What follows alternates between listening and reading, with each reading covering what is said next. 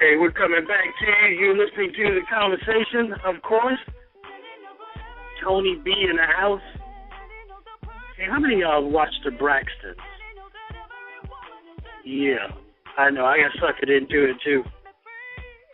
It's like a train wreck. I can't pull myself away from it.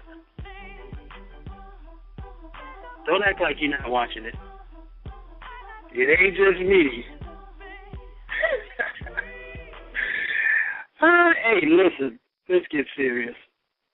My next guest offers a range of relevant and effective professional and personal development series to corporations, individuals, and teams throughout the country and around the world who are certainly serious about increasing their bottom line, improving employee and workplace morale, and reaching new levels of excellence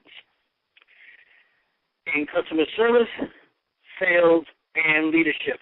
So certainly, without any further ado, let's go ahead and bring a good friend of mine, and I'm so happy to have him on the show, Brother Chris Gloss, the Possibilitarian.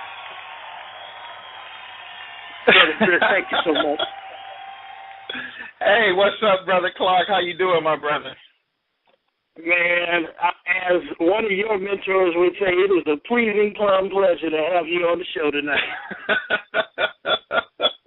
Well, I must honestly say, you know what? The pleasure is all mine to work with one of the greatest minds on the planet, man. It's a pure honor for me just to be on the conversation with you, sir. Oh, outstanding. You do me just right. I paid you a lot for that one. Thank you, sir. It's in the middle. Thank you so much. We'll cash it. I hope you don't mind. I got you on here, and I'm so excited because we've been looking to get this booked, and I'm going to ask you 672 questions since I got you on here, and I know the people got their pens and paper ready because normally they'd be sitting around the classroom element. So I want y'all to relax, kick your feet up, and get this information that Brother Gloss is about to give you. First and foremost, because I know a lot of people don't know this, so I want to go back. Mr. Gloss, you weren't always this polished, were you?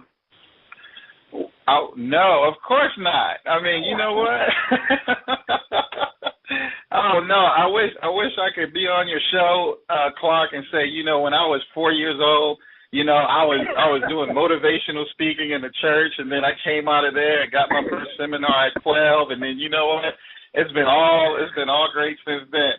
You know what? That would be an awesome story, but unfortunately, it won't be my story. Man, well, who is Christopher Gloss, man? And before this part of your journey got started. Well, you know what? I'm very humble to say, and as my mentor would always give credit to his mother, you know what? I simply like to refer to myself as Janet Gloss's favorite son, and I know there's a couple of other children on this planet that would kind of, you know, beg to differ of me being Janet Gloss's favorite.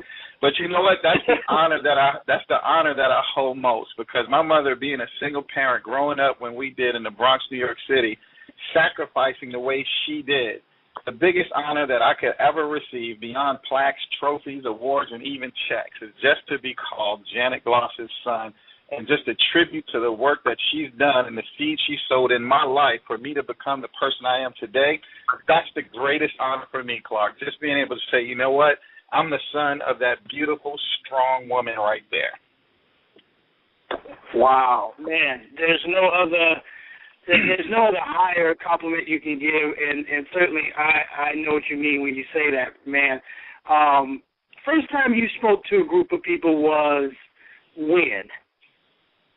I would have to say back in junior high school, you know, and it's a very interesting story because, you know, I really didn't consider myself a great speaker. I more considered myself a comedian at the time. I like to tell jokes in the classroom, right? And always getting a little bit of trouble and always get into some kind of conversations with the teacher, the principal, or even my mother about always running my mouth. And, you know, so I never considered myself to be an orator or being able to get in front of a large group of people and say anything. But you know what? I was chosen as the class valedictorian and had to speak to an audience of over 500 people. And I stood in front of that audience, and I never felt so much at home as any other time in my life. Standing in front of that audience, it was a sense of purpose. It was a sense of destiny calling me. And although I didn't answer the call at that time, I felt at home, and I knew that this was something special and something I enjoyed. And I'm just thankful that now, understanding what that calling is, that I have the opportunity to live and do what I love doing more than anything else, which is communicating to people some things that I've learned and some life experiences to hopefully help them out in their path and on their journey.